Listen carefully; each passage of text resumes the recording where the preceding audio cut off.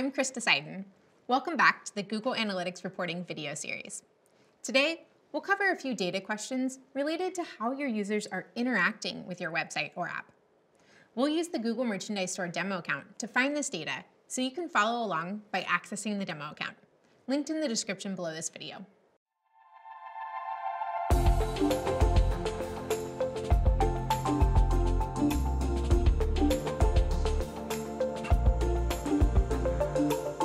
Before we start, note that this video is part of a series all about reporting in Google Analytics. So you can find the full playlist with more videos about analytics reports linked in the description below or on the Google Analytics YouTube channel. In the last video, we used the acquisition reports to find out where users are coming from. Today, we'll use the engagement reports to learn about what users are doing on our website. So when we open up the engagement section, we have the engagement overview. And similar to other overview reports, this will have various cards that show us the high-level things of what's going on in the engagement section. Now, one of the questions that we might want to ask is, what are people doing on my website or app? Which basically means, what events are they triggering? And to answer that, we can go to the events report. Now, for the Google Merchandise Store, this is an e-commerce store where they sell Google branded gear. And they often run promotions as banners or flyers or various cards on the site that you can click on. And so a question that you might have is, what promotions are being viewed or clicked on my site? Now, we can answer that question in this events report by looking at the View Promotion event. If we click in here, this will open up an overview-like report that has a bunch of cards specifically about this View Promotion event. So I can see the total event count, how many users triggered this event, a real-time view of it, a geography view of it, and more. Now, if I also wanted to know not just how many people viewed the promotion on my site, but actually clicked it, we can select a different event from this dropdown by clicking here and scrolling down to select promotion. This event tells us how many people actually clicked on that promotion. So in this case, you can see we had 941 events fire for the select promotion event. Now, if we go back to the events table report, we'll look at that overview list of events again. And we can see that we have a bunch of metrics here: event count, total users, event count per user, and revenue. Now, if I wanted to understand exactly what promotions people are seeing and clicking on, I can scroll through these cards down to the card of promotion name. In this case, I can see that there's an Aloha promotion and a Calling All YouTube's Fan promotion. Maybe the Google Merchandise Store is having a promotion about YouTube branded gear.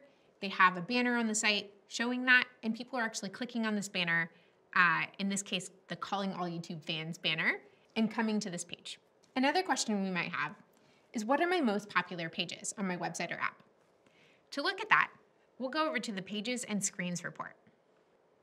This report shows us a list of our most popular pages on our site by things like views, users, views per user, average engagement time, and more. In the case of the Google Merchandise Store, the most popular page is the home page, this leading slash. But we also have the Google Redesign Apparel page, so apparel, and the men's page, the drinkware page, and the clearance page, which seem to have a lot of views. These might be good places to go ahead and add new content or run promotions, since a lot of people are already engaging with these pages. One question you might have here is, what's the average engagement time per page, or which pages are people staying on the longest? So we can see here this average engagement time column tells me that the average length of the stay was 1 minute and 45 seconds, but specifically, it tells me the time per page. And if I sort by this column, this will tell me which pages actually had the highest engagement. So I can see here this first one about a blue cape had some really long engagement time, but not that many users or views. But if I look down here, the Shop by Brand for Google page had quite a bit of views and visitors, and also a very high engagement time. And so this might be a page, again, where you might want to run some additional promotions or let people know that there's some new gear that is launched. Another question you might want to ask yourself is, where are people landing on my site? What is the first page that they see when they come to my website? And to answer this, we'll go over to the landing page report. This report shows a list of pages that are the first page seen in the session. Now, one really useful thing that I want to point out is not only can we see which pages people are landing on, but we can use this report to add a secondary dimension of our session source medium to see exactly where people came from when they land on my site. So in this case, we see that from the homepage, people are coming directly, but they're also coming to, for example, the apparel page from a Google ad. So maybe Google is running an ad for various apparel that they have on sale, and people are clicking that ad and landing on the apparels page. If we scroll all the way over here, we can also see the revenue associated with that. So in this case, people coming from a Google ad landing on the apparel page have driven $138 of revenue for the Google Merchandise Store. One last question you might have here is, how long are people staying on my site? Now, we already looked at the average engagement time per page when we looked at the Pages and Screens report. We can also see that here by landing page. But if we head back on over to the overview report, this is where we'll actually see the average engagement time for the user, in this case, 1 minute and 45 seconds, and for the session, if we scroll over, which is 1 minute and 22 seconds. So these are good things to keep in mind when you're adding new promotions to your site or showing various products, to know how long you might have people's attention for and what you need to surface first. So one last thing we see here is the engaged sessions per user.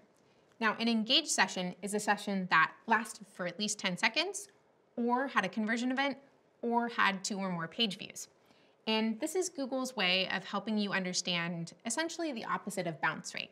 How many people actually engaged with my content rather than how many people bounced. And it's a metric that's used throughout Google Analytics. So that wraps up engagement. Now let's go ahead and talk about demographics. We generally want to understand who are our users, where they're coming from geographically, what regions or states they come from, what devices they're using to access our site, and so on. For these questions, we can look at what's called the user reports in the left-hand nav. So if we scroll down, we can start with our user attributes. And in this overview report, we can see a map overview to see where people are coming from in terms of country. We can see city, gender, interests, age, and language at a high-level overview. And then our demographic details report breaks these things down in a table report. So this report defaults to country, but you can actually see a whole bunch of different dimensions or a whole bunch of different reports by clicking this dropdown and changing it. So if I wanted to see city instead of country, I could do that here. Lastly, let's look at the tech reports. The tech overview report will give us an overview of a lot of these different dimensions, such as what platform they keep on, the operating system, or the device they're using. And then again, that details report is going to break this down in a table. This report defaults to browser, so which browser are people using when they come to my site? Are they coming on Chrome or Safari? But a common question you might ask yourself is, what devices are being used? Are they coming on mobile or on desktop? And I can answer that by clicking this dropdown and choosing device category. This is a really popular report that you'll probably want to use to understand your site traffic. Other things we can look at here are things like operating system, platform, app version, device model, and more. This report is really useful to answer questions like, what platform are people using, or what device category are they using when they are purchasing on my site? Do I see a difference between these? So we can go ahead and scroll over and change our event count to just our purchase event again. And then we can see that while we actually do have a lot of users coming from both desktop and mobile, the purchases are happening almost exclusively on desktop, which means that maybe our mobile experience isn't really optimized for purchase. This is probably feedback that I'd want to give to my mobile development team so they can help improve this and increase purchases made overall. All right, now you have a basic understanding of how users are interacting with your website. So far in this series, we've covered the basic reporting UI, acquisition reporting, and engagement reports.